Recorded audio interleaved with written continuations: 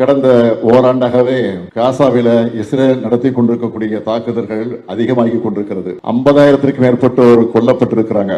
ஓராண்டுல காசாவோட பெரும் பகுதி அழிக்கப்பட்டிருக்கு. காசாவில நடந்துகிட்டு இருக்கக்கூடிய இரக்கமற்ற படுகொலைகள் உடனடியாக நிறுத்தப்படணும். இதுதான் இந்த கூட்டத்தினுடைய நோக்கமாக அமைந்திருக்கிறது. இதுக்கான முயற்சிகளை இந்திய ஒன்றியத்தை ஆளக்கூடிய பாஜக அரசு வேகமாக மேற்கொள்ள வேண்டும் என்று இந்த கூட்டத்தின் மூலமாக எல்லோர் சார்பிலும் நான் கேட்டுக்கொள்ள கடமைப்பட்டிருக்கிறேன். ஐக்கிய நாடுகள் சபை மற்றும் பன்னாட்டு அமைப்புகளுடன் இணைந்து காசாவில அமைதியை நிலைநாட்டவும் மனிதாபிமான உதவிகளை செய்யவும் இந்திய அரசு முயற்சிக்க வேண்டும் என்று நான் கேட்டுக்கொள்கிறேன். வருகிற 14ஆம் நாள் தமிழ்நாடு சட்டமன்ற கூட்டத்தொடர் நடைபெறவிருக்கிறது. இந்த கூட்டத்தொடர்ல காசாவில இஸ்ரேல் நடத்தி கொண்டிருக்கக்கூடிய தாக்குதலை கண்டிச்சும் அங்க உடனடியாக போர் நிறுத்தம் தேவை என்பதை வலியுறுத்தியும் அதுக்கான முயற்சிகளை இந்திய அரசு எடுக்க வேண்டும் என்ற கோரிக்கை வச்சும் சட்டமன்றத்தில் தீர்மானம் கொண்டு வரப்படும்.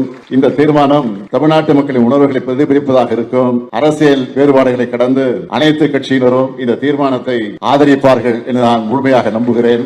இந்த ஆர்ப்பாட்ட கூட்டம் மூலமாக காசா மீதான இஸ்ரேல் தாக்குதலுக்கு என்னுடைய கடுமையான கண்டனத்தை நான் தெரிவித்துக் கொள்கிறேன்.